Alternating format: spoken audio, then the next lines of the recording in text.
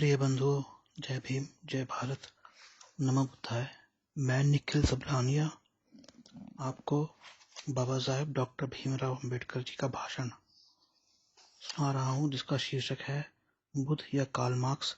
यह भाषण उन्होंने अपने परिनिर्वाण से कुछ दिनों पहले ही काठमांडू में हुई बुद्धिस्ट कॉन्फ्रेंस में दिया था। मैं भाषण शुरू करता हूँ। बुद्ध या कार्ल मार्क्स। कार्ल मार्क्स तथा बुद्ध में तुलना करने के कार्य को कुछ लोगों द्वारा एक मजाक माना जाए तो इसमें कोई आश्चर्य नहीं है। मार्क्स तथा बुद्ध के बीच 2381 वर्ष का अंतर है।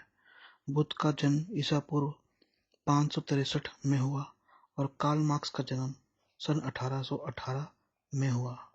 कार्ल मार्क्स को एक नई विचारधारा व नए मत राज्य शासन का व एक नई आर्थिक व्यवस्था का निर्माता माना जाता है। इसके विपरीत बुद्ध को एक ऐसे धर्म के संस्थापक के अलावा और कुछ नहीं माना जाता जिसका राजनीतिक या अर्थशास्त्र से कोई संबंध नहीं है। इन दोनों के बीच समय का बहुत बड़ा अंतराल है। उनके विचार क्षेत्र भी अलग अलग हैं, अतः इस शीर्षक का अजीब सा प्रतीत होना अवश्यंभावी है। मार्क्सवादी इस पर आसानी से हंस सकते हैं और मार्क्स तथा बुद्ध को एक समान स्तर पर लाने का मजाक व हंसी उड़ा सकते हैं।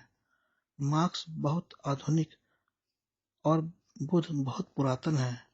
मार्क्सवादी यह कह सकते हैं कि उनके गुण की तुलना में बुद्ध केवल आदिम व अपरिष्कृत ही ठहर सकते हैं। फिर ऐसे दो व्यक्तियों के बीच क्या समानता या तुलना हो सकती है? एक मार्क्सवादी बुद्ध से क्या सीख सकता है? बुद्ध एक मार्क्सवादी को क्या शिक्षा दे सकते हैं? फिर भी इन दोनों के बीच तुलना आकर्षक तथा शिक्षाप्रद है। इन दोनों के अध्ययन तथा इन दोनों की विचारधारा व सिद्धांत में मेरी भी रुचि है। इस कारण इन दोनों के बीच तुलना करने का विचार मेरे मन में आया। यदि मार्क्सवादी अपने पूर्वाग्रहों को पीछे रखकर बुद्ध का अध्ययन करें और उन बातों को समझें जो उन्होंने कही हैं और जिनके लिए उन्होंने संघर्ष किया है, तो मुझे यकीन है कि उनका दृष्टिकोण बदल जाएगा। वास्तव में उनसे यह आशा नहीं की जा सकती कि बुद्ध की हंसी व मजाक उड़ाने का निश्चय करने के बाद वे उनकी प्रार्थना करेंगे, परंतु इतना कहा जा सकता है कि उनको यह महसूस होगा कि बुद्ध की शिक्षाओं व उपदेशों में कुछ ऐसी बात है जो ध्यान में रखने योग्य और बहुत लाभप्रद है। बुद्ध का सिद्धांत। बुद्ध का नाम सामान्यतः अहिंसा के सिद्धांत के साथ जोड़ा जाता है। अहिंसा को ही उनकी शिक्षाओं व उपदेशों का समस्त सार माना जाता है। उसे ही उनका प्रारंभ व अंत समझा जाता है। बहुत कम व्यक्ति इस बात को जानते हैं कि बुद्ध ने जो उपदेश दिए वे बहुत ही व्यापक हैं। अहिंसा से ऊपर, अहिंसा से बहुत बढ़कर है। अतएव यह अवश्य है कि उनके सिद्धांतों को विस्तार पूर्वक प्रस्तुत किया जाए। मैंने त्रिपिटक का अध्ययन किया। उस अध्ययन से मैंने जो समझा है मैं आगे उसका उल्लेख कर रहा हूँ। 1. मुक्त समाज के लिए धर्म आवश्यक है। 2. प्रत्येक धर्म अंगीकार करने योग्य नहीं होता। 3. धर्म का संबंध जीवन के तथ्यों व वास्तविकताओं से होना चाहिए। ईश्वर या परमात्मा या स्वर्ग या पृथ्वी के संबंध में सिद्धांतों तथा अनुमान मात्र की निराधार कल्पना से नहीं होना चाहिए। 4. ईश्वर को धर्म का केंद्र बनाना अनुचित है। 5. आत्मा की मुक्ति या मोक्ष को धर्म का केंद्र बनाना अनुचित है। 6. पशु बलि को धर्म का केंद्र बनाना अनुचित है। 7. वास्तविक धर्म का वास मनुष्य के हृदय में होता है, शास्त्रों में नहीं। 8. धर्म के केंद्र मनुष्य तथा नैतिकता होने चाहिए, यदि नहीं तो धर्म एक क्रूर अंधविश्वास है। 9. नैतिकता के लिए जीवन का आदर्श होना ही पर्याप्त नहीं है। चूंकि ईश्वर नहीं है, अतः इसे जीवन का नियम या कानून होना चाहिए। 10. धर्म का कार्य विश्व का पुनर्निर्माण करना तथा उसे प्रसन्न रखना है, उसकी उत्पत्ति या उसके अंत की व्याख्या करना नहीं। 11. संसार में दुख स्वार्थों के टकराव के कारण होता है और इसके समाधान का एकमात्र तरीका अष्टांग मार्ग का अनुसरण करना है। 12. संपत्ति के निजी स्वामित्व से अधिकार व शक्ति एक वर्ग के हाथ में आ जाती है और दूसरे वर्ग को दुख मिलता है। 13. समाज के हित के लिए यह आवश्यक है कि इस दुख का निदान इसके कारण का निरोध करके किया जाए। 14. सभी मानव प्राणी समान हैं। 15. मनुष्य का मापदंड उसका गुण होता है, जन्म नहीं। 16. जो चीज महत्वपूर्ण है वह है उच्च आदर्श, न कि उच्च कुल में जन्म। 17. सबके प्रति मैत्री का, साहचर्य व भाईचारे का कभी भी परित्याग नहीं करना चाहिए। 18. प्रत्येक व्यक्ति को विद्या प्राप्त करने का अधिकार है। मनुष्य को जीवित रहने के लिए ज्ञान विद्या की उतनी ही आवश्यकता है जितनी भोजन की। 19. अच्छा आचरण विहीन ज्ञान खतरनाक होता है। 20. कोई भी चीज भ्रमातीत व अचूक नहीं होती। कोई भी चीज सर्वदा बाध्यकारी नहीं होती। प्रत्येक वस्तु छानबीन तथा परीक्षा के अधीन होती है। 21.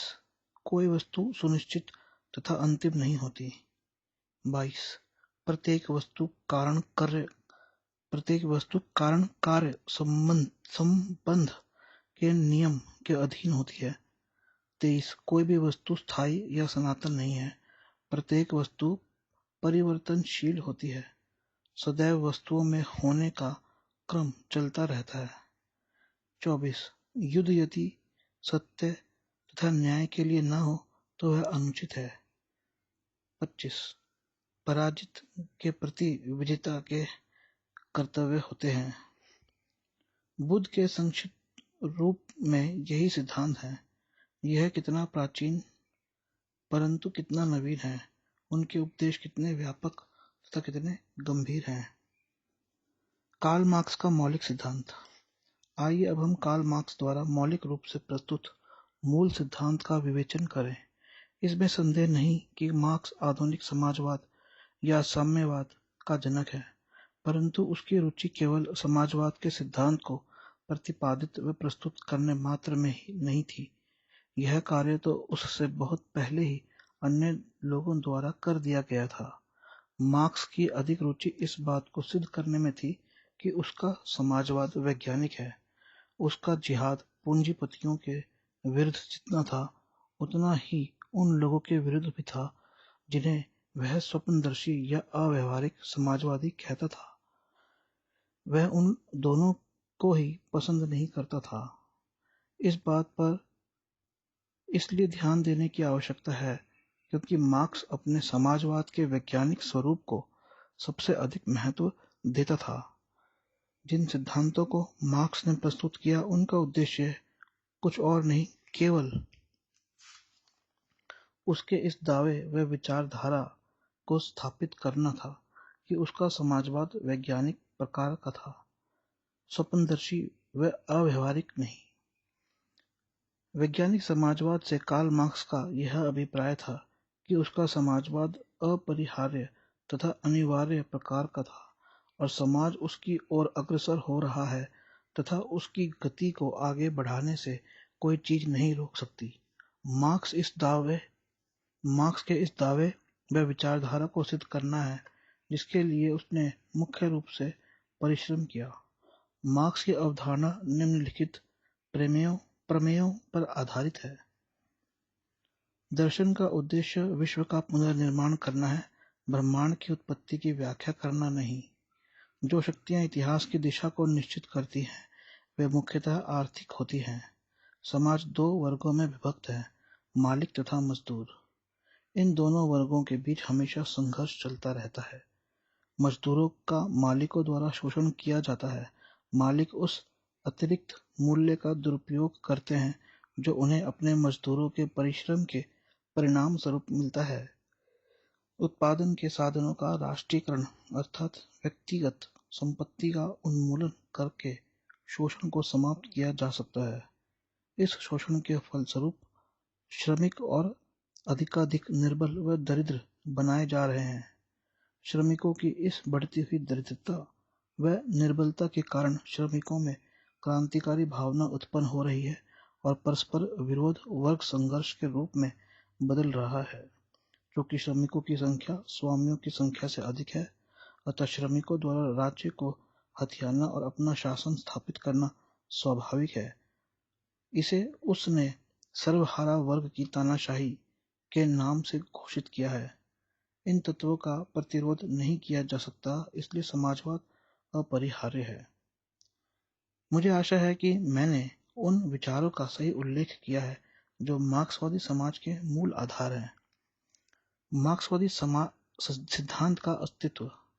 बुद्ध तथा मार्क्स की विचारधाराओं की आपस में तुलना करने से पहले इस बात की ओर ध्यान देना आवश्यक है कि मार्क्सवादी सिद्धांत के मौलिक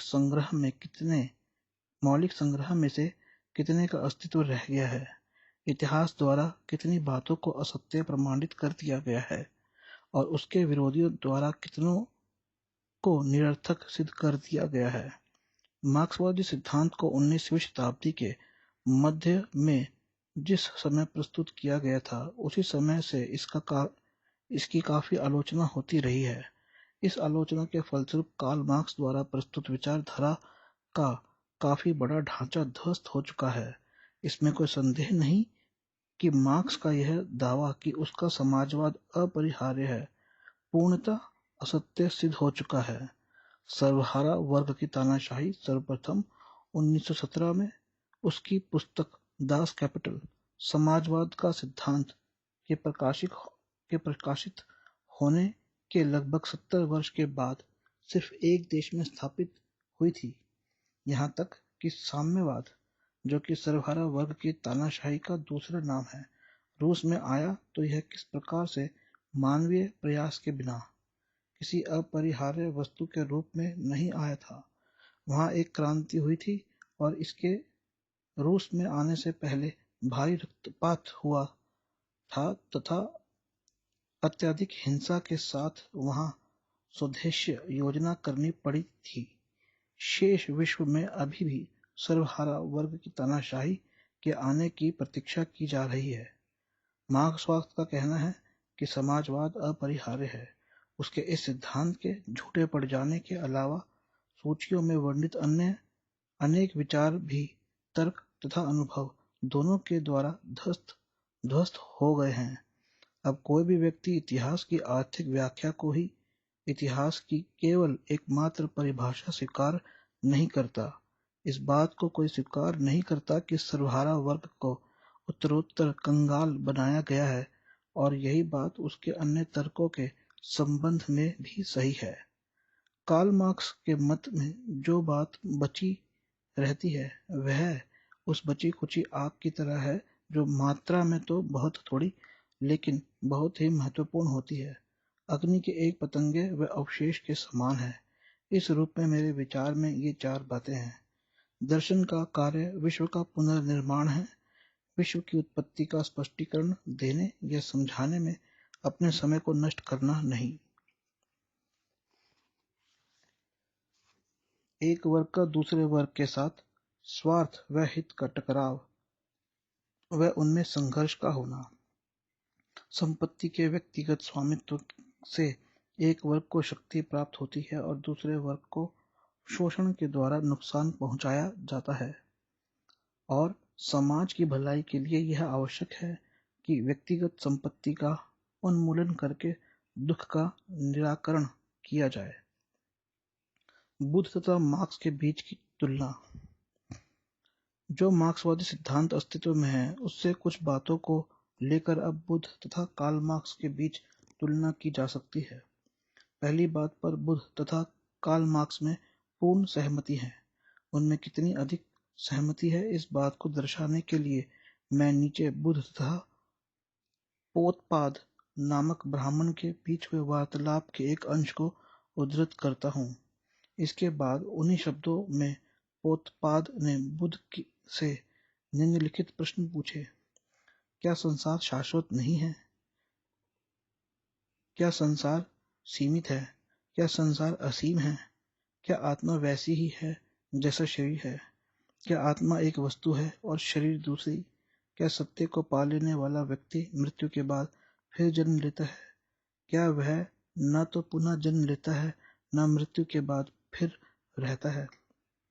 और प्रत्येक प्रश्न का बुद्ध ने एक ही उत्तर दिया, जो इस प्रकार था: पोतपाद, यह भी एक विषय है जिस पर मैंने कोई मत प्रकट नहीं किया है। परंतु बुद्ध ने उस पर कोई मत प्रकट क्यों नहीं किया है? क्योंकि ये प्रश्न उपयोगी नहीं है, उनका संबंध धर्म से नहीं है, यह सही आचरण के लिए भी सहायक नहीं है। न अनासक्ति, न लालसा व लोभ से शुद्धिकरण, न शांति, न हृदय की शांति, न वास्तविक ज्ञान, न अंतर्ज्ञान की उच्चतर अवस्था, न निर्वाण में सहायक है। अतएव यही कारण है कि मैं इसके संबंध में कोई विचार प्रकट नहीं करता।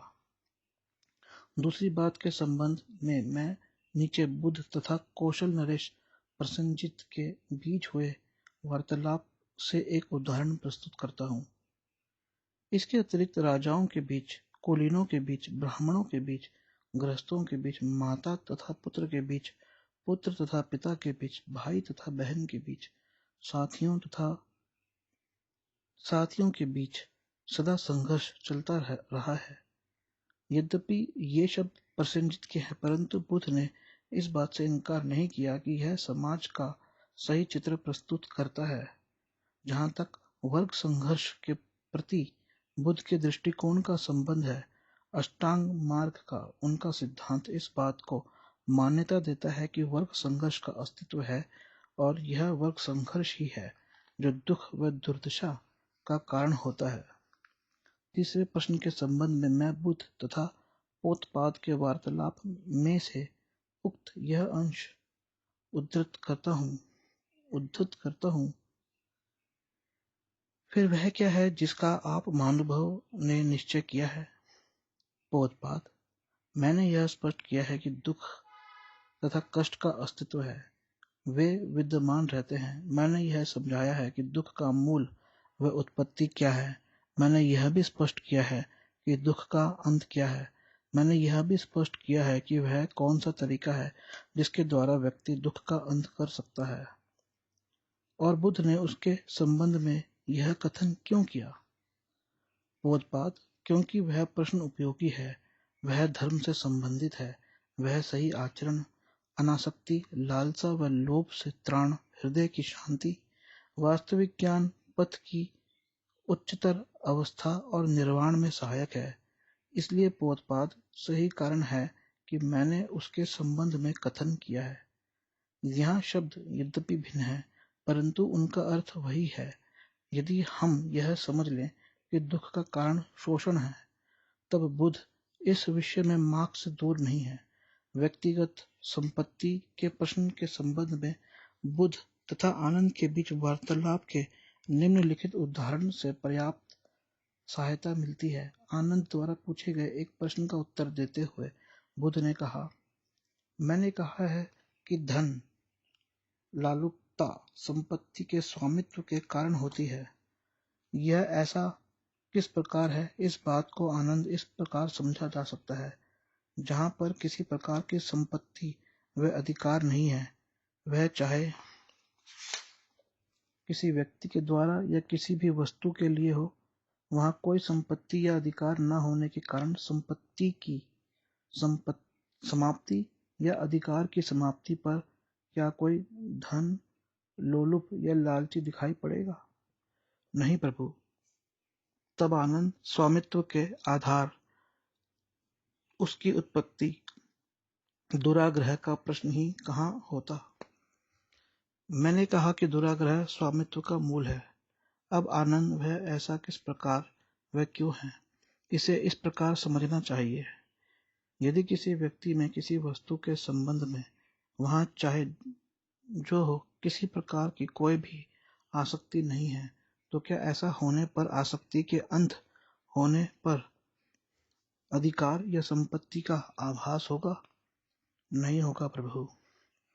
चौथी बात के संबंध में किसी प्रमाण की आवश्यकता नहीं है। भिक्षु संघ के नियम इस विषय में सर्वोत्तम प्रमाण है।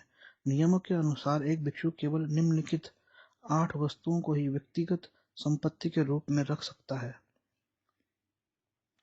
प्रतिदिन पहनने के लिए 3 वस्त्र, कमर में बांधने के लिए 1 पेटी, 1 भिक्षा पात्र, 1 उस्तरा, सुई धागा और पानी साफ करने के लिए 1 छलनी या छन्ना।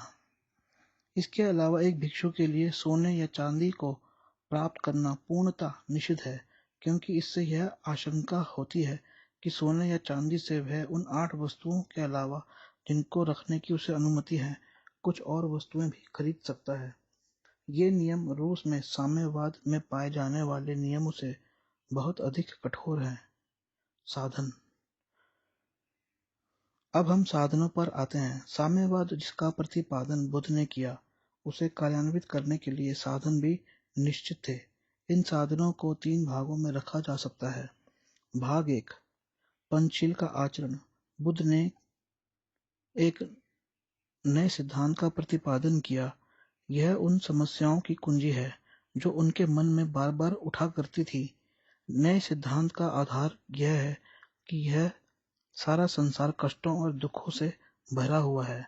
यह एक ऐसा तथ्य था जिस पर न केवल ध्यान देना आवश्यक था, बल्कि मुक्ति की किसी भी योजना में इसे प्रथम स्थान देना था। इस तथ्य को मानने कर बुद्ध ने इसे अपने सिद्धांत का आधार बनाया। उनका कहना था कि उक्त सिद्धांत को यदि उपयोगी होना है तो कष्ट तथा दुख का निवारण हमारा लक्ष्य होना चाहिए। इस कष्ट तथा दुख के कारण क्या हो सकते हैं? इस प्रश्न के उत्तर में बुद्ध ने यह पाया कि इसके कारण केवल 2 हो सकते हैं। मनुष्य के कष्ट तथा दुख उसके अपने ही दुराचरण के फलस्वरूप हो सकते हैं। दुख के इस कारण का निराकरण करने के लिए उन्होंने पंचशील का अनुपालन करने का उपदेश दिया। पंचशील में निम्नलिखित बातें आती हैं: किसी जीवित वस्तु को न ही नष्ट करना और न ही कष्ट पहुंचाना, चोरी अर्थात दूसरे की संपत्ति को धोखाधड़ी व हिंसा द्वारा न हथियाना और न उस पर कब्जा करना, झूठ न बोलना, तृष्णा न करना, मादक पदार्थों का सेवन न करना। बुद्ध का मत है कि संसार में कुछ कष्ट व दुख मनुष्य के प्रति पक्षपात है। इस पक्षपात का निराकरण किस प्रकार किया जाए? मनुष्य के पक्षपात का निराकरण करने के लिए बुद्ध ने आर्य अष्टांग मार्ग निर्धारित किया। इस अष्टांग मार्ग के तत्व इस प्रकार हैं: सम्यक दृष्टि अर्थात अंधविश्वास से मुक्ति, सम्यक संकल्प जो बुद्धिमान तथा उत्साहपूर्ण व्यक्तियों के योग्य होता है, सम्यक वचन अर्थात दयापूर्ण, स्पष्ट व सत्य भाषण, सम्यक आचरण अर्थात शांति, ईमानदारी तथा शुद्ध आचरण, सम्यक जीविका अर्थात किसी भी जीवधारी को किसी भी प्रकार की क्षति या चोट न पहुंचाना। अन्य 7 बातों में सम्यक परीक्षण। सम्यक स्मृति अर्थात एक सक्रिय तथा जागरूक मस्तिष्क, सम्यक समाधि अर्थात जीवन के गंभीर रहस्यों के संबंध में गंभीर विचार। इस आर्य अष्टांग मार्ग का उद्देश्य पृथ्वी पर धर्म परायणता तथा न्याय संगत राज्य की स्थापना करना तथा उसके द्वारा संसार के दुख तथा निषाद को मिटाना है। सिद्धांत का तीसरा अंग निब्बान का सिद्धांत है। निब्बान का सिद्धांत आर्य अष्टांग मार्ग के सिद्धांत का अभिन्न अंग है। निब्बान के बिना अष्टांग मार्ग की प्राप्ति नहीं हो सकती। निब्बान का सिद्धांत यह बताता है कि अष्टांग मार्ग की प्राप्ति के मार्ग में कौन कौन सी कठिनाइयां आती हैं। इन कठिनाइयों में से मुख्य कठिनाइयां 10 है। बुद्ध ने उनको आसव, बेड़ियां या बाधाएं कहा है। प्रथम बाधा अहम का मोह है। जब तक व्यक्ति पूर्णतः अपने अहम में रहता है, प्रत्येक भड़कीली चीज का पीछा करता है जिनके विषय में वह व्यर्थ ही यह सोचता है कि वे उसके हृदय की अभिलाषा की तृप्ति व संतुष्टि कर देंगी, तब तक उसको आर्य मार्ग नहीं मिलता। जब उसकी आंखें इस तथ्य को देखकर खुलती हैं कि वह इस असीम व अनंत का एक बहुत छोटा सा अंश है, तब वह यह अनुभूति करने लगता है कि उसका व्यक्तिगत अस्तित्व कितना नश्वर है, और तभी वह इस संकीर्ण मार्ग में प्रवेश कर सकता है। दूसरी बाधा संदेह या अनिर्णय की स्थिति है। जब मनुष्य अस्तित्व के महान रहस्य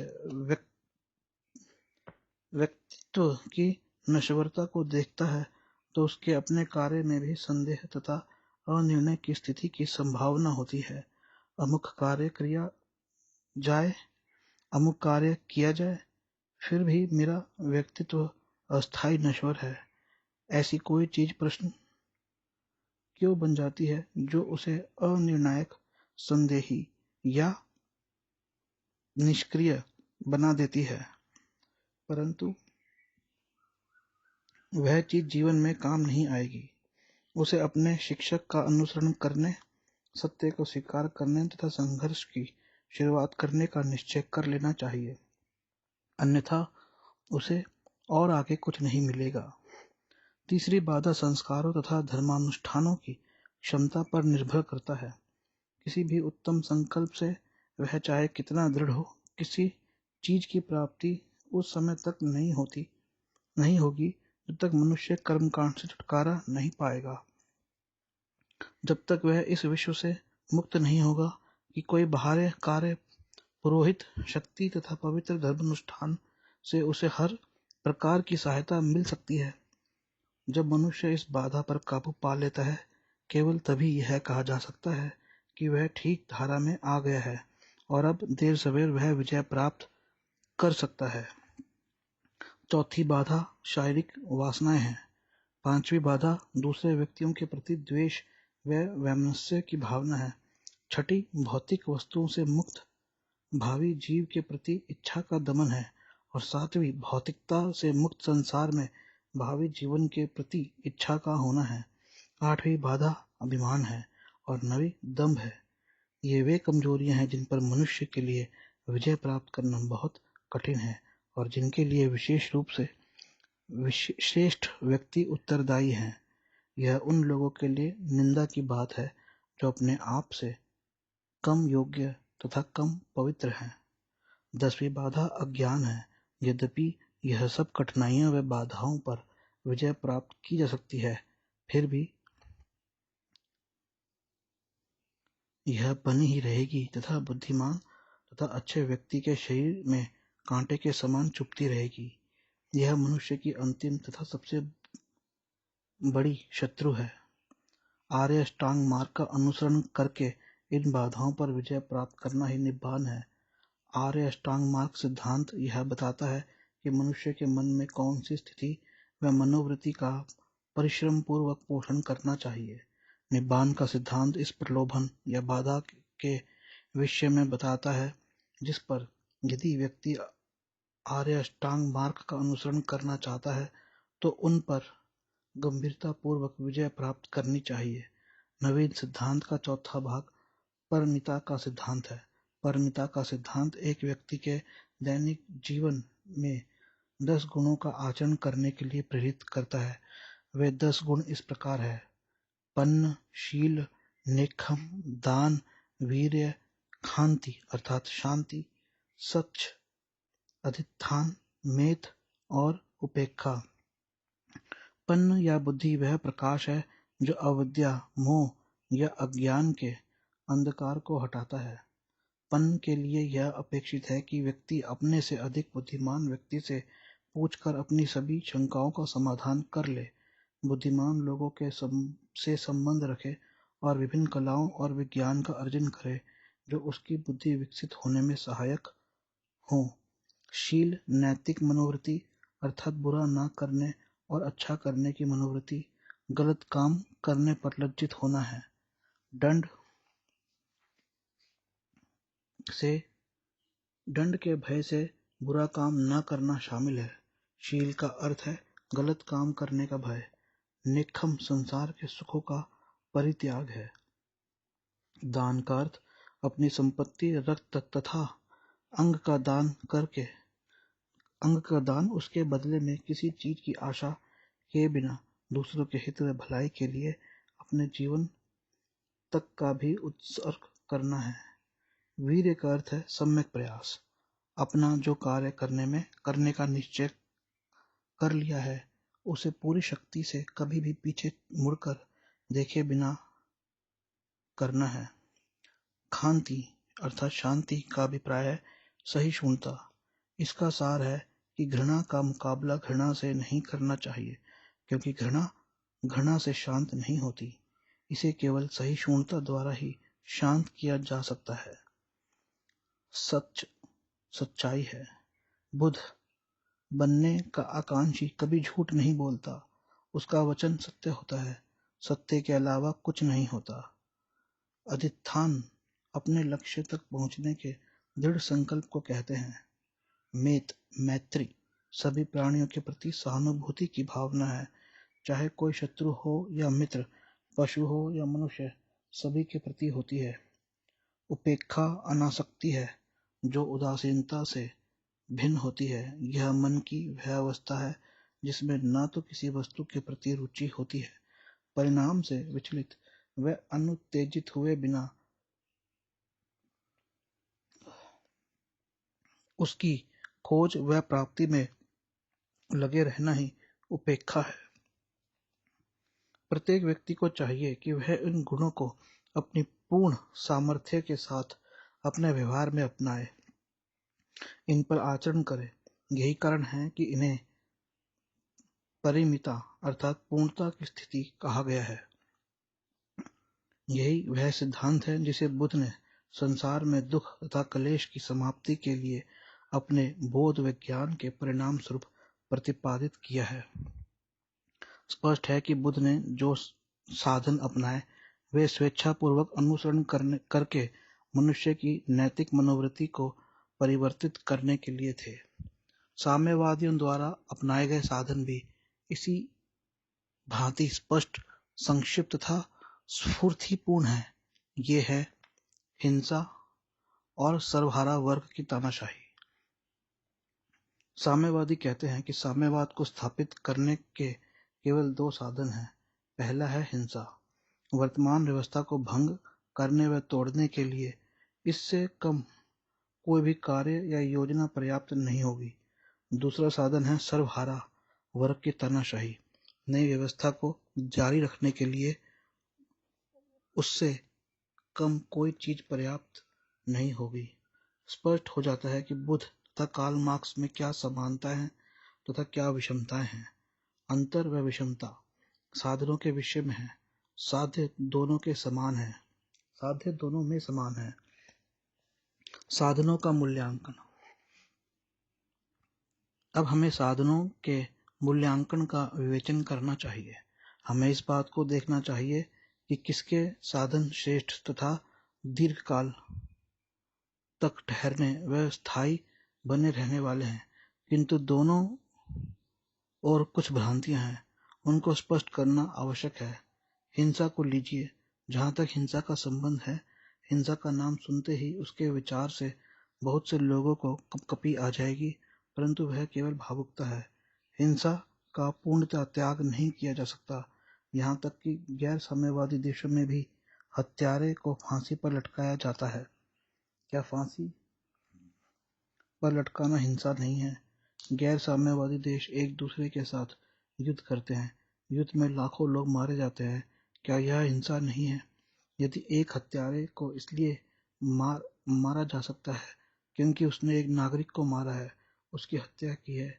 यदि एक सिपाही को युद्ध में इसलिए मारा जा सकता है क्योंकि वह शत्रु राष्ट्र से संबंधित है, तो यदि संपत्ति का स्वामित्व के कारण शेष मानव जाति को दुख पहुंचाता है, तो उसे क्यों नहीं मारा जा सकता? संपत्ति के स्वामी के लिए उसके पक्ष में बचाव करने का कोई कारण नहीं है। व्यक्तिगत संपत्ति को परम पावन क्यों माना जाना चाहिए? बुद्ध हिंसा के विरुद्ध थे, परंतु वह न्याय के पक्ष में भी थे, और जहाँ पर न्याय के लिए बल प्रयोग अपेक्षित होता है, वहाँ उन्होंने बल का प्रयोग करने की अनुमति दी है। यह बात वैशाली के सेनाध्यक्ष सिन्हा सेनापति के साथ उनके वार्तालाप में भली भांति सोदाहरण समझाई गई है। इस बात को जानने के बाद कि बुद्ध अहिंसा का प्रचार करते हैं, सिन्हा उनके पास गया और उनसे पूछा, भगवान अहिंसा का उपदेश देते हुए प्रचार करते हैं, क्या भगवान एक दोषी को दंड से मुक्त करने व स्वतंत्रता देने का उपदेश देते व प्रचार करते हैं? क्या भगवान यह उपदेश देते हैं कि हमें अपनी पत्नियों, अपने बच्चों तथा अपनी संपत्ति को बचाने के लिए, उनकी रक्षा करने के लिए युद्ध नहीं करना चाहिए? क्या अहिंसा के नाम पर हमें अपराधियों के हाथों कष्ट झेलते रहना चाहिए? क्या तथागत उस समय भी युद्ध का निषेध करते हैं जब वह सत्य तथा न्याय के हित में हो? बुद्ध ने उत्तर दिया, मैं जिस बात का प्रचार करता हूँ वह उपदेश देता हूँ, आपने उसे गलत ढंग से समझा है। एक अपराधी व दोषी को दंड अवश्य दिया जाना चाहिए और एक निर्दोष व्यक्ति को मुक्त व स्वतंत्र कर दिया जाना चाहिए। यदि एक दंडाधिकारी एक अपराधी को दंड देता है तो यह दंडाधिकारी का दोष नहीं है। दंड का कारण अपराधी का दोष व अपराध होता है। जो दंडाधिकारी दंड देता है वह न्याय का ही पालन कर रहा होता है, उस पर अहिंसा का कलंक नहीं लगता। जो व्यक्ति न्याय तथा सुरक्षा के लिए लड़ता है उसे अहिंसा का दोषी नहीं बनाया जा सकता। यदि शांति बनाए रखने के सभी साधन असफल हो गए हों तो हिंसा का उत्तरदायित्व उस व्यक्ति पर आ जाता है जो युद्ध को शुरू करता है। व्यक्ति को दुष्ट शक्तियों के समक्ष आत्मसमर्पण नहीं करना चाहिए।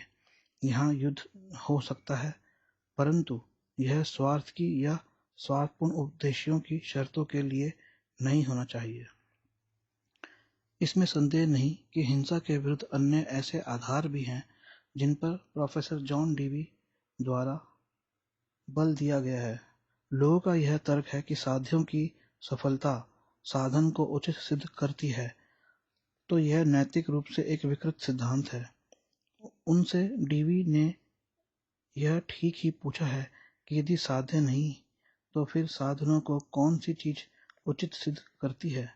केवल साध्य ही साधनों को उचित सिद्ध कर सकता है, वह न्यायोचित ठहरा सकता है। बुद्ध कदाचित इस बात को स्वीकार कर लेते हैं कि यह केवल साध्य ही है जो साधनों को उचित सिद्ध करता है। इसके अलावा और क्या चीज उचित सिद्ध कर सकती है?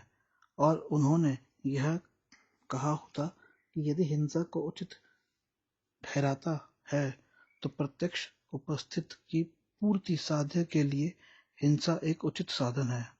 यदि बल प्रयोग साध्य को प्राप्त करने का एकमात्र साधन होता तो वह निश्चय ही संपत्ति के स्वामियों को बल प्रयोग करने की छूट न देते। इससे पता चलता है कि साध्य के लिए उनके साधन भिन्न थे। प्रोफेसर डीवी ने कहा है कि हिंसा बल का प्रयोग केवल एक दूसरा नाम है, और यद्यपि बल का प्रयोग सृजनात्मक उद्देश्यों के लिए किया जाना चाहिए, परंतु शक्ति के रूप में बल प्रयोग तथा हिंसा के रूप में बल प्रयोग के बीच अंतर समझना आवश्यक है। एक साध्य की उपलब्धि में अन्य अनेक साध्यों का विनाश शामिल होता है जो उस साध्य से अभिन्न होते हैं जिसे नष्ट करने का प्रयास किया जाता है। बल प्रयोग को इस प्रकार नियमित करना चाहिए कि वह अनिष्टकर साध्य को नष्ट करने की प्रक्रिया में यथासंभव अधिक से अधिक साध्यों की रक्षा कर सके। बुद्ध की अहिंसा उतनी निरपेक्ष नहीं थी जितनी जैन मत के संस्थापक महावीर की अहिंसा थी। उन्होंने केवल शक्ति के रूप में बल प्रयोग की अनुमति दी होगी। साम्यवादी हिंसा का प्रतिपादन एक निरपेक्ष सिद्धांत के रूप में करते हैं। बुद्ध इसके घोर विरोधी थे। जहाँ तक तानाशाही का संबंध है, बुद्ध इसका बिल्कुल समर्थन नहीं करते। वह लोकतंत्रवादी के रूप में पैदा हुए और लोकतंत्रवादी के रूप में ही मरे।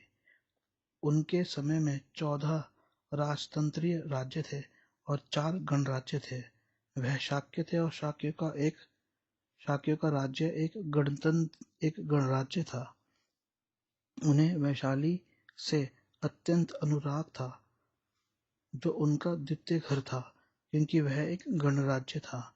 उन्होंने महानिर्वाण से पूर्व अपना वर्षावास वैशाली में व्यतीत किया था। अपने वर्षावास के पूरा हो जाने के बाद उन्होंने वैशाली को छोड़ कहीं और जाने का निश्चय किया, जैसी कि उनकी आदत थी।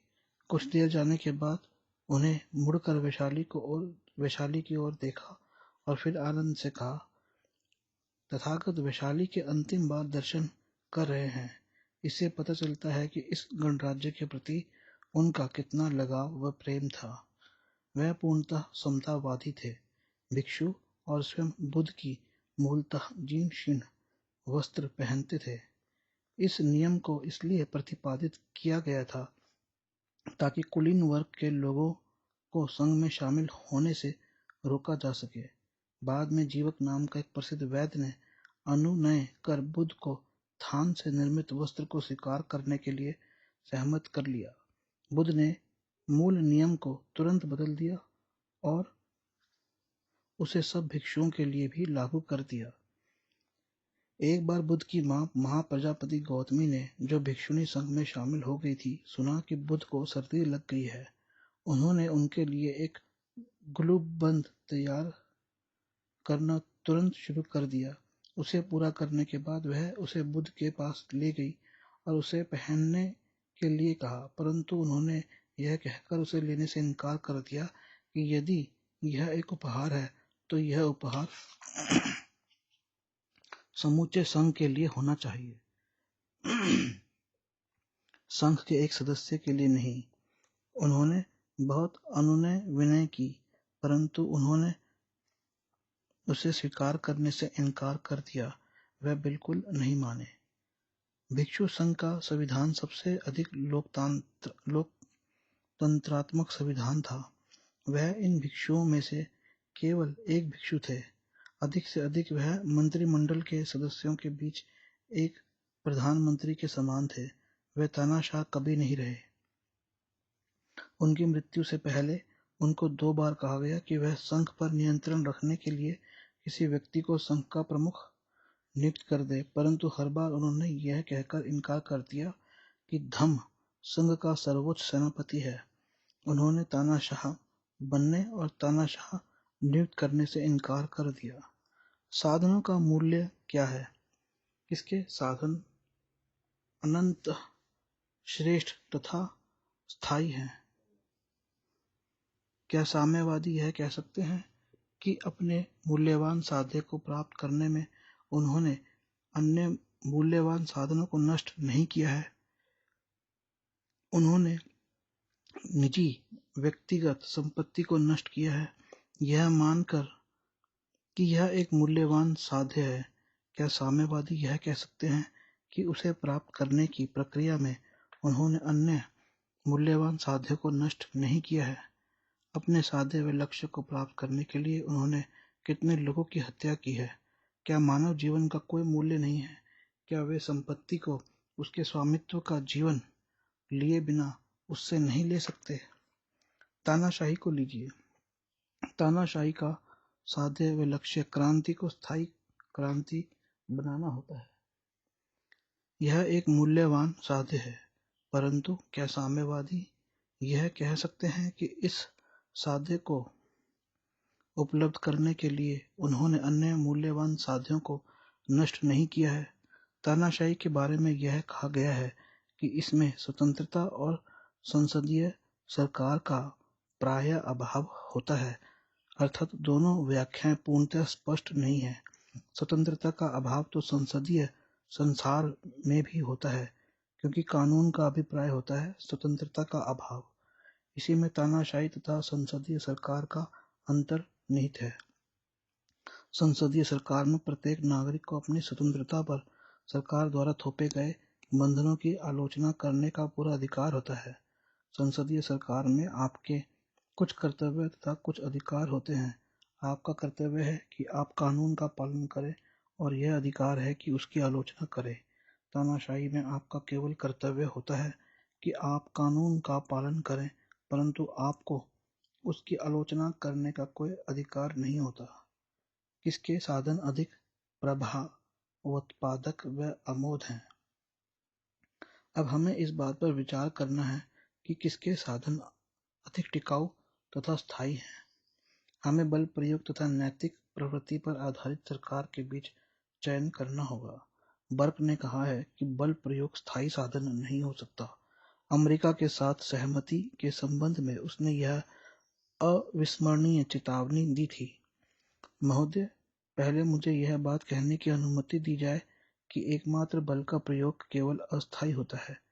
यह कुछ समय के लिए किसी को वश में ला सकता है, परंतु यह उसे पुनः वश में करने की आवश्यकता को समाप्त नहीं करता, और किसी भी ऐसे राष्ट्र पर शासन नहीं किया जा सकता जिस पर बार बार विजय के लिए चढ़ाई करनी पड़े। मेरी अगली आपत्ति इस अनिश्चितता के संबंध में है। बल प्रयोग का परिणाम हमेशा आतंक नहीं होता और युद्ध सामग्री विजय नहीं होती। आप साधनहीन हैं क्योंकि समझौता असफल होने पर बल बना रहता है, परंतु यदि बल प्रयोग असफल हो जाए तो समझौते की कोई आशा नहीं रहती। शक्ति तथा सत्ता कभी कभी दया से भी प्राप्त की जा सकती है, परंतु अशक्त तथा पराजित हिंसा के द्वारा उसकी कभी भीख नहीं मांगी जा सकती। बल प्रयोग के बारे में मेरी अगली आपत्ति यह है कि आप अपने लक्ष्य को अपने ही प्रयत्नों से धूसरित कर देते हैं, जो आप उसे अक्षत बनाए रखने के लिए करते हैं। आपने जिस लक्ष्य को प्राप्त करने के लिए पहले संघर्ष किया था वह आपको पुनः मिल तो जाता है, लेकिन वह इस कारण तुच्छ, गलित, अपशिष्ट और छीनी हुई वस्तु सरीखा होता है। बुद्ध ने भिक्षुओं को अपने एक प्रवचन में न्यायसंगत शासन तथा कानून के शासन के बीच अंतर दर्शाया। भिक्षुओं को संबोधित करते हुए उन्होंने कहा, बंधुओं, बहुत समय पहले स्ट्रॉन्ग टायर नामक एक प्रभुसत्ता संपन्न अधिपति था। वह एक ऐसा राजा था जो धर्मपरायणता से शासन करता था। वह पृथ्वी की चारों दिशाओं का स्वामी, विजेता तथा अपनी जनता का रक्षक था। उसके पास दिव्य चक्र था। वह समुद्र पर्यंत पर परमाधिकार पूर्वक रहता था। उसने इस पर विजय प्राप्त की थी, साहस से नहीं, तलवार से नहीं, बल्कि धर्मपरायणता से। अब बंधुओं, बहुत वर्षों के बाद, सैकड़ों वर्षों के बाद, मनु के 1000 वर्षों बाद, राजा स्त्रात्य ने किसी व्यक्ति को आदेश दिया और यह कहा कि महोदय, आप यह देखें कि दिव्य चक्र थोड़ा सा धंस गया। वह अपने स्थान से नीचे की ओर सरक गया है। इसके विषय में आप मुझे आकर बताइए। सैकड़ों वर्षों के बाद वह अपने स्थान से सरक गया। उसे देखने के बाद वह व्यक्ति राजा स्त्रात्य के पास गया और कहा, महाराज, यह सच मानिए कि दिव्य चक्र धंस गया है। वह अपने स्थान से सरक गया है।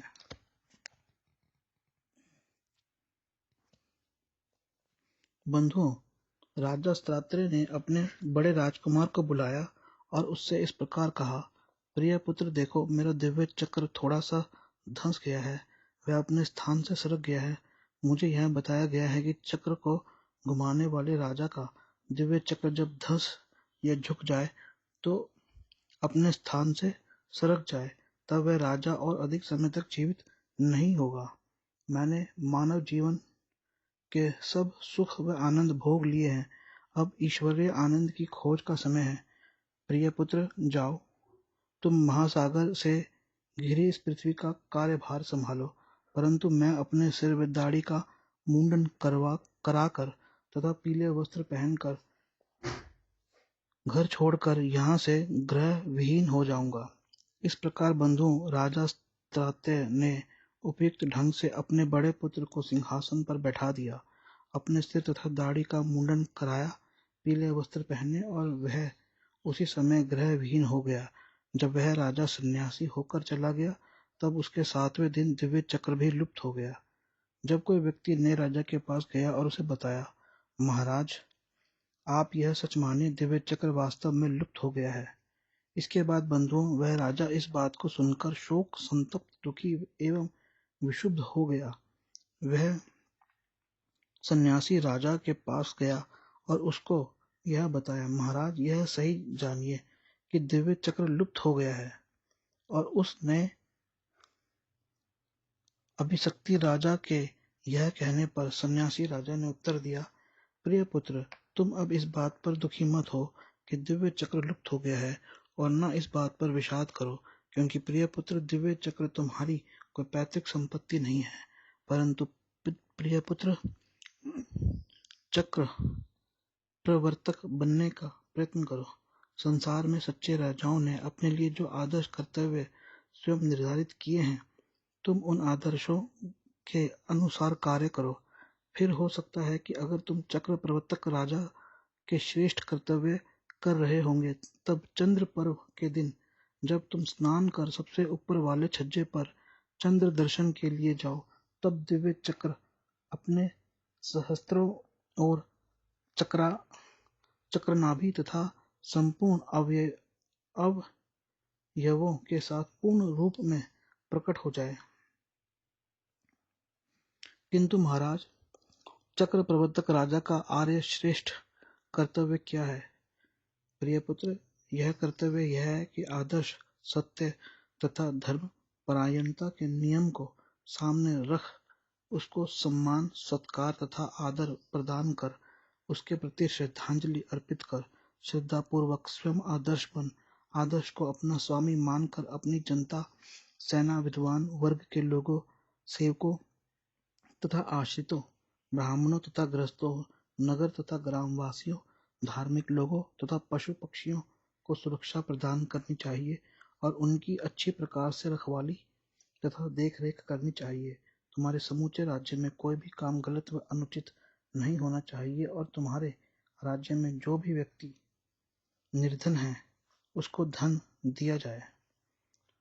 और प्रिय पुत्र, तुम्हारे राज्य में धार्मिक व्यक्ति, स्वस्थ व्यक्ति तथा सहिष्णु व्यक्ति और स्वार्थहीन व्यक्ति और आत्मरक्षा करने वाले व्यक्ति जब समय समय पर तुम्हारे पास आए और वह पूछें कि क्या अच्छा है और क्या बुरा है, क्या अपराध है और क्या नहीं है, क्या करना चाहिए और क्या नहीं करना चाहिए, सुख दुख के लिए अंतर्गोत्वता कौन सी कार्य प्रणाली सफल होगी, जब वह उक्त प्रश्न के उत्तर करे, तब तुम्हें उनकी बात सुननी चाहिए और तुम्हें उनको बुराई व पाप से रोकना चाहिए और उनको जो अच्छे काम हैं उन्हें करने के लिए प्रेरित करना चाहिए।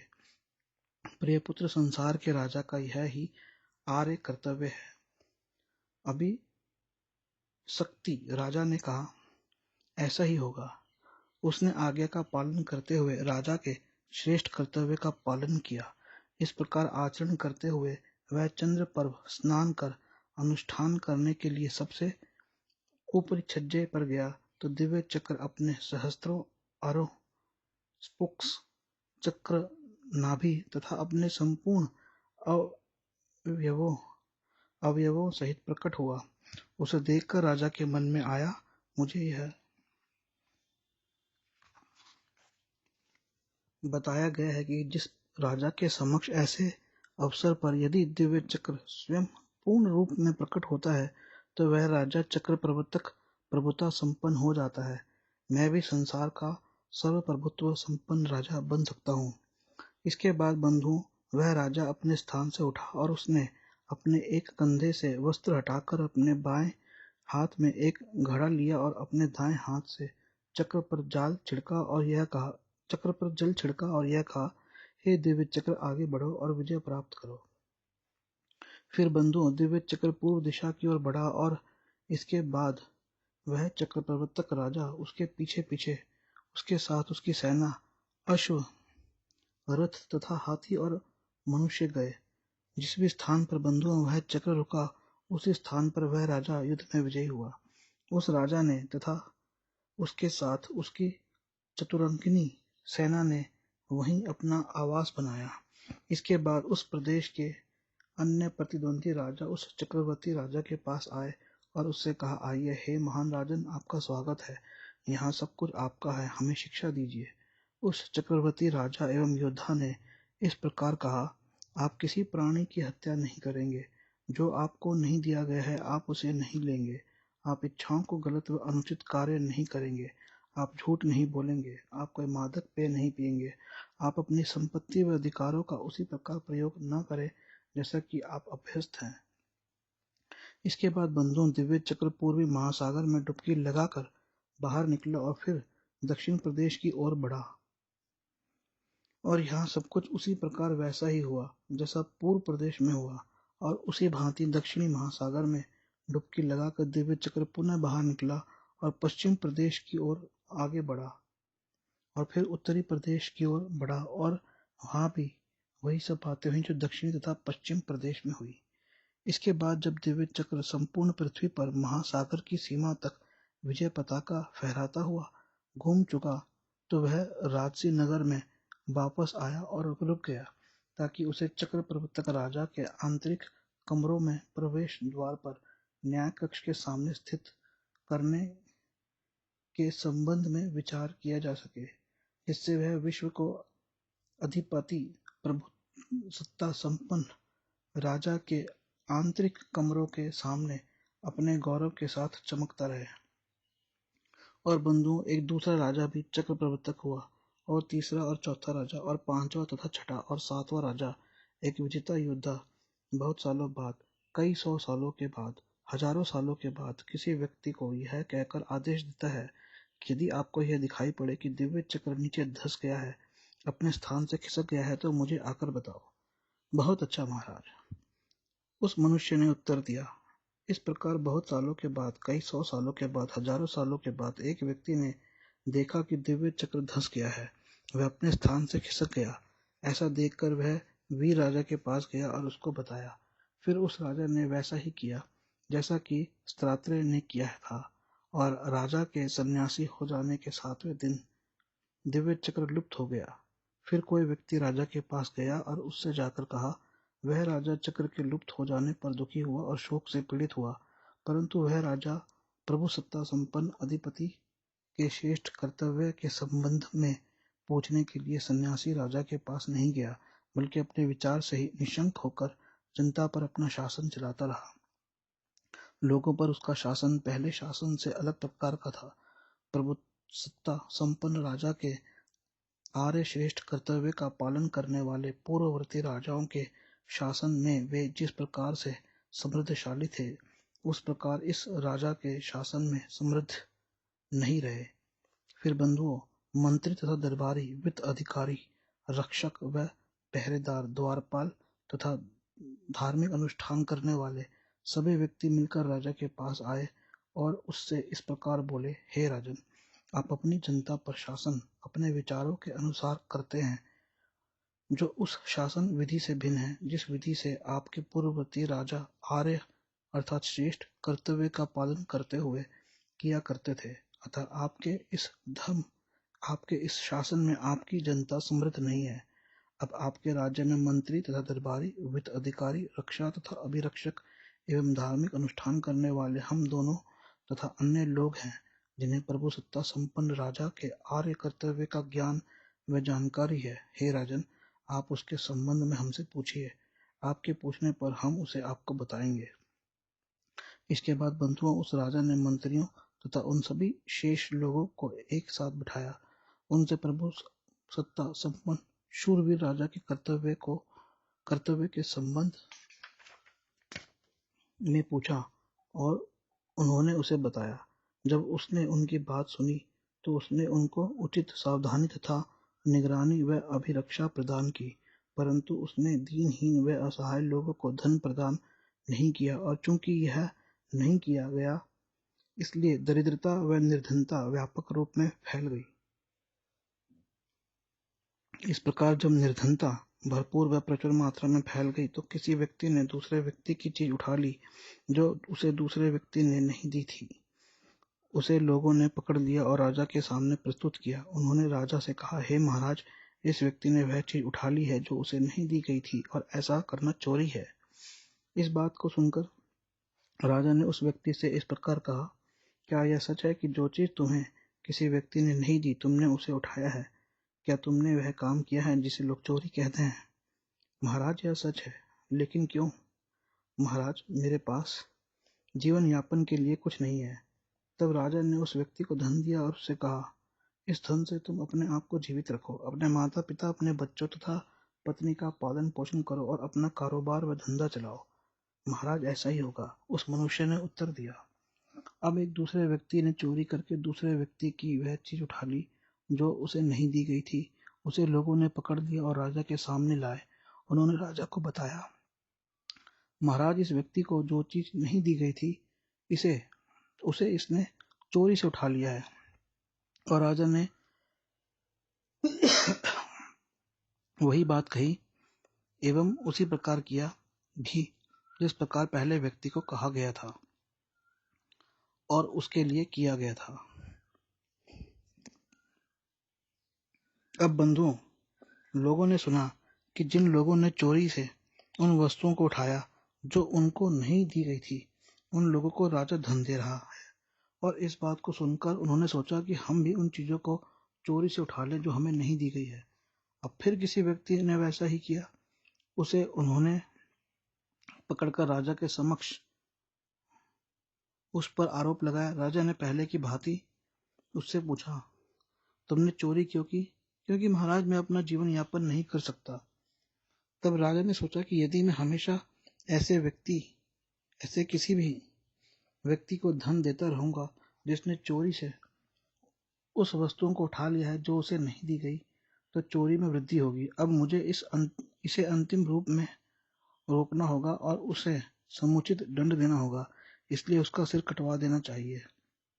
अतः उसने अपने व्यक्तियों से कहा, देखो, इस आदमी की बाहों को इसकी कमर के पीछे एक मजबूत रस्सी से बांध दो, उसमें गांठ दे दो, इसके सिर का मुंडन करके गंजा बना दो, इसे सड़कों पर चौराहों पर ढोल बजाते हुए घुमाओ, इसे दक्षिण द्वार से बाहर लेकर नगर के दक्षिण की ओर ले जाओ, इस कार्य पर अंतिम रोक लगा दो, इसे भारी दंड दो, इसका सिर काट दो। उन लोगों ने उत्तर दिया, महाराज, ऐसा ही हो, और उसके आदेश का पालन किया। बंधुओं, अब लोगों ने सुना कि जो लोग दूसरों की चीज चोरी से उठाते हैं जो उनको नहीं दी गई है तो उन्हें मृत्युदंड दिया जाता है। इस बात को सुनकर उन्होंने सोचा, अब हमें भी तेज धार वाली तलवारें उनके लिए स्वयं तैयार करनी चाहिए जिनकी हम वस्तुएं उठाते हैं जो हमें नहीं दी गई है। वे उसे जो कुछ कहें हमें उनको रोकना होगा, उनको भारी दंड देना होगा और उनके सिर काटने होंगे। अतः उन्होंने तेज धार वाली तलवारें तैयार कर ली और वे ग्राम, कस्बों तथा नगरों को लूटने तथा राजमार्ग पर लूटपाट करने के लिए निकल पड़े। जिन लोगों को लूटते थे उनके सिर काटकर उनको मार डालते थे। इस प्रकार बंधुओं, दीनहीनों को वस्तुएं व सामान न दिए जाने से निर्धनता फैल गई, निर्धनता से हिंसा बढ़ी और फैली, हिंसा के बढ़ने से जीवन का विनाश सामान्य बात हो गई। हत्याओं की संख्या में वृद्धि होने से उन प्राणियों व व्यक्तियों के जीवन की अवधि भी सामान्यतः समाप्त हो गई। अब बंधुओं, कुछ बुजुर्गों में से किसी ने दूसरे व्यक्ति की कोई चीज चुरा कर उठा ली जो उसे नहीं दी गई थी और उस पर भी अन्य लोगों के समान आरोप लगाया और उसे भी राजा के समक्ष लाया गया। राजा ने उससे पूछा कि क्या यह सच है कि तुमने चोरी की है? उसने उत्तर दिया, नहीं हे राजन, वे जानबूझकर झूठ बोल रहे हैं। इस प्रकार दीनहीनों व दरिद्रों को समान वस्तुएं न दिए जाने से निर्धनता फैली, चोरी, हिंसा, हत्या सामान्य हो गई। फिर किसी व्यक्ति ने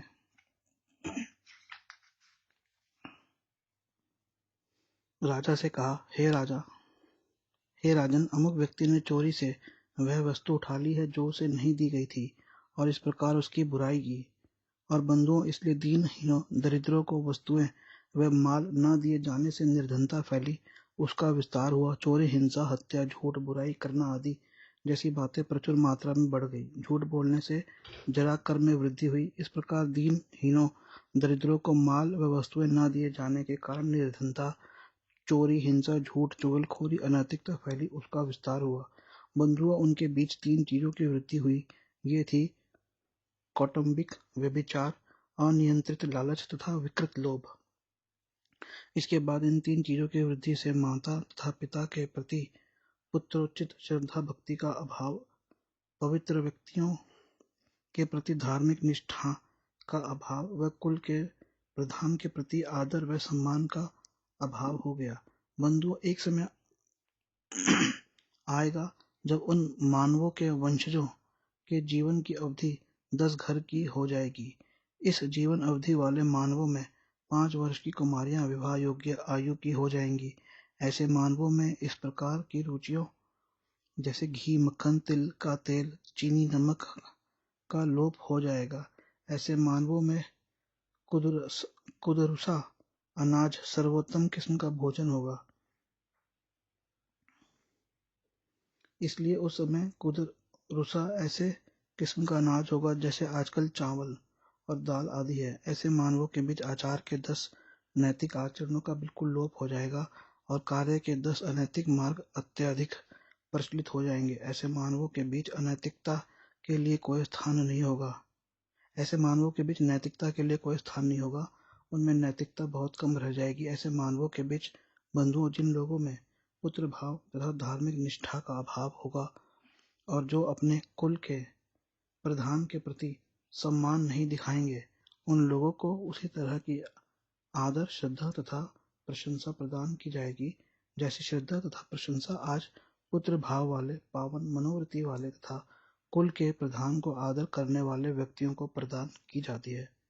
बंधु, ऐसे मानवों में माता या माता की बहन, माँ की भाभी, गुरु की पत्नी या पिता की भाभी जैसे आदरपूर्ण विचार जो अंतर विवाह के लिए बंधन स्वरूप होते हैं नहीं होंगे। संसार भेड़ बकरियों, मुर्गे मुर्गियों, सुअरों, कुत्तों और गीदड़ों की तरह स्वच्छंद भोग में लिप्त हो जाएगा।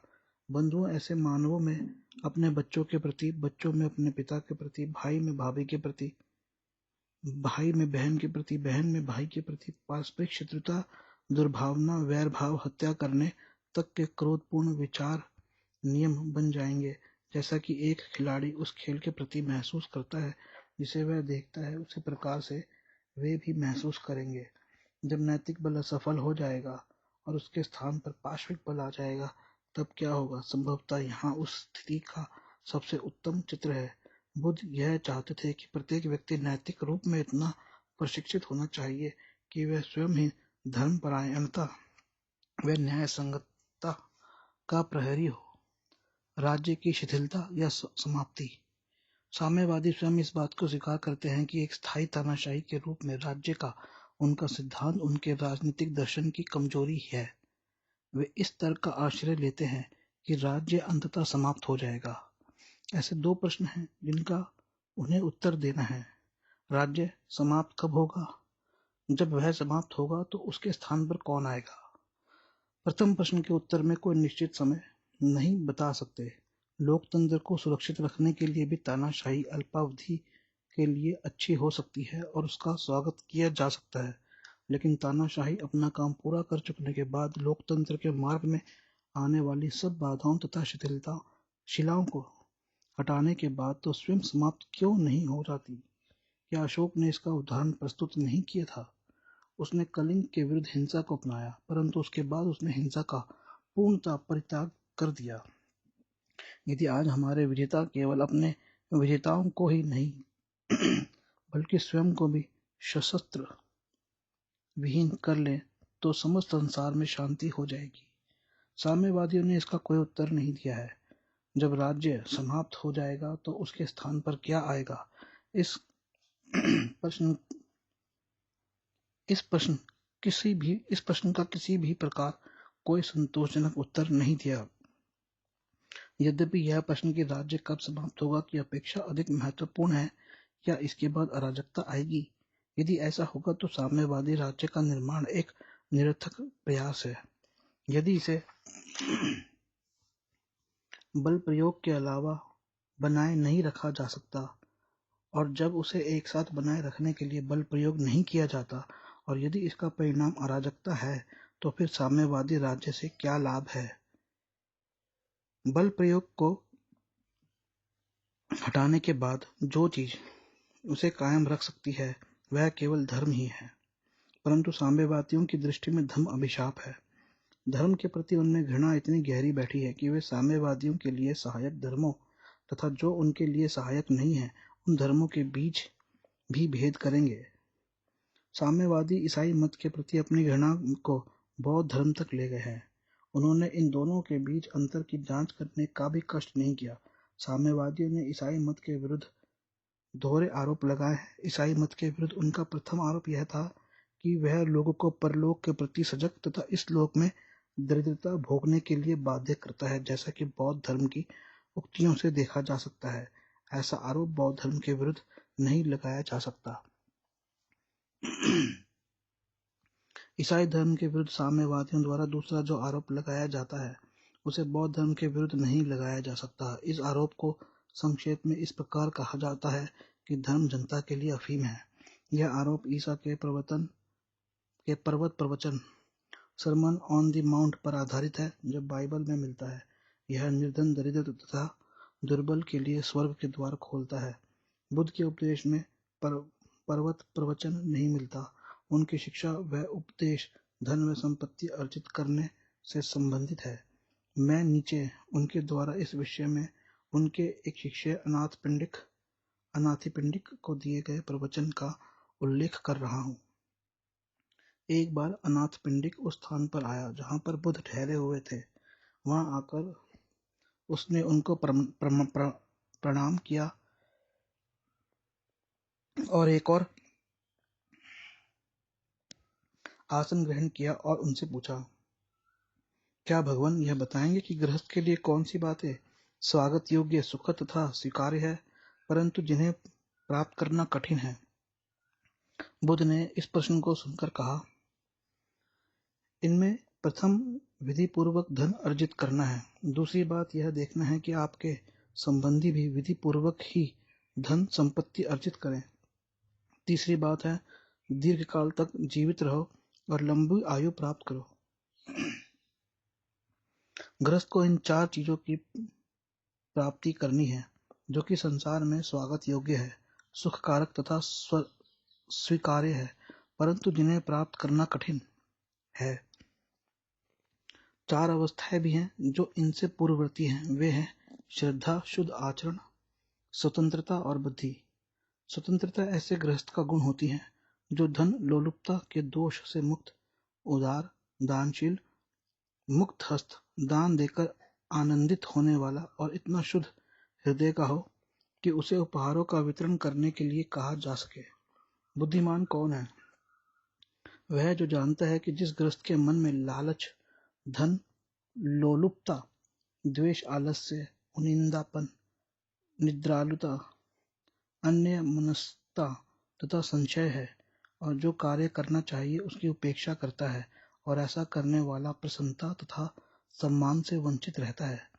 लालच, कृपणता, द्वेष, आलस्य तथा अन्यमनस्कता तथा संशय मन के कलंक है।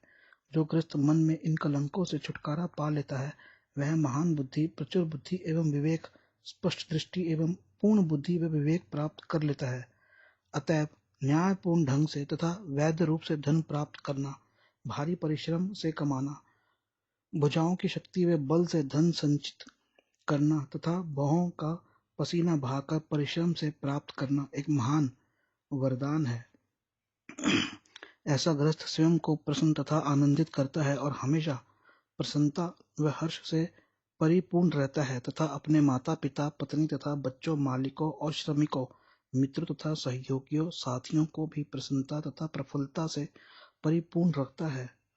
रूसी विचारक ऐसी स्थिति में जब बल नहीं रहता, साम्यवाद को बनाए रखने के लिए अंतिम सहायता के रूप में बौद्ध धर्म की ओर ध्यान देते नहीं प्रतीत होते। रूसी विचारक अपने साम्यवाद पर गर्व करते हैं, परंतु वे यह भूल जाते हैं कि सबसे बड़ा आश्चर्य यह है कि बुद्ध ने, जहाँ तक संघ का संबंध है, उसमें तानाशाही विहीन साम्यवाद की स्थापना की थी। यह हो सकता है कि वह साम्यवाद बहुत छोटे पैमाने पर था, परंतु वह तानाशाही विहीन साम्यवाद था, और वह एक चमत्कार था जिसे करने में लेनिन असफल रहा। बुद्ध का तरीका अलग था। उनका तरीका मनुष्य के मन को परिवर्तित करना, उसकी प्रवृत्ति व स्वभाव को परिवर्तित करना था, ताकि मनुष्य जो भी करे वह उसे स्वेच्छा से, बल प्रयोग या बाध्यता के बिना करे। मनुष्य की चित्तवृत्ति व स्वभाव को परिवर्तित करने का उनका मुख्य साधन उनका धम्म था, तथा धम्म के विषय में उनके सतत उपदेश थे। बुद्ध का तरीका लोगों को उस कार्य को करने के लिए जिसे वे पसंद नहीं करते थे बाध्य करना नहीं था, चाहे वह उनके लिए अच्छा ही हो। उनकी पद्धति मनुष्यों की चित्तवृत्ति व स्वभाव को बदलने की थी, ताकि वे उस कार्य को स्वेच्छा से करें जिसको वे अन्यथा न करते। यह दावा किया गया है कि रूस में साम्यवादी तानाशाही के कारण आश्चर्यजनक उपलब्धियां हुई हैं। इससे इनकार नहीं किया जा सकता। इसी कारण मैं यह कहता हूँ कि रूसी तानाशाही सभी पिछड़े देशों के लिए अच्छी व हितकर होगी, परंतु स्थायी तानाशाही के लिए यह कोई तर्क नहीं है।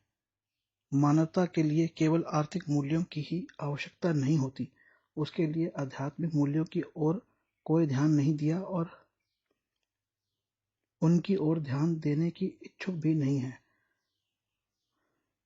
कार्लाइल के राजनीतिक अर्थशास्त्र को सुअर दर्शन की संज्ञा दी है। कार्लाइल ने राजनीतिक अर्थशास्त्र को सुअर दर्शन की संज्ञा दी है। कार्लाइल